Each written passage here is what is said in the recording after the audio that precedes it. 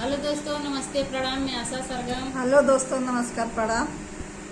मैं पुष्पा जी सरगम आप लोग के सामने लेकर आए देवी पचरा। आप लोग सुनिएगा, जैसा भी लगेगा बताइएगा कमेंट बॉक्स में कैसा लग रहा है। छोटी मोटी कोठारी चंदन लगल के बड़िया रे पैसीना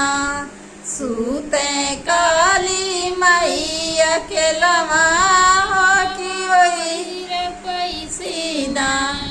सूते काली मैया के लमा की वही रे पैसीना घोड़वा चढ़ला में लाल चन दुलरुआ उठा बहिनी ना चली दुनिया देखनवा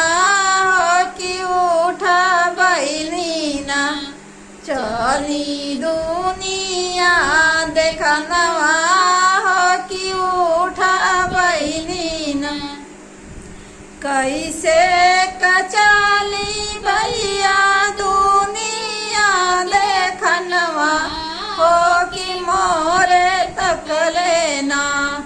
दुनिया हो जई है बसमवा हो कि मोरे तक लेना दुनिया हो जई है बसमवा हो कि मोरे तक लेना छोटी मोटी कोठारी चंदन लगल के बड़िया हो कि वही पैसीना सूते दुर्गा मैया के लमा हो कि वही रे पैसीना सूते दुर्गा मैया के लमा हो कि वही रे पैसीना घोड़वा चढ़ा लाया में लाल चन दुलरुआ हो उठा हो बहिनी ना चली दुनिया देखनवा हो उठा हो बहिनी ना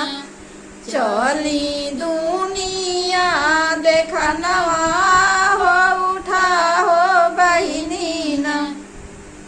कैसे कचाली भैया दुनिया देखनवा हो के तक लेना दुनिया हो जई है बसमवा हो कि हमरे तक लेना दुनिया हो जई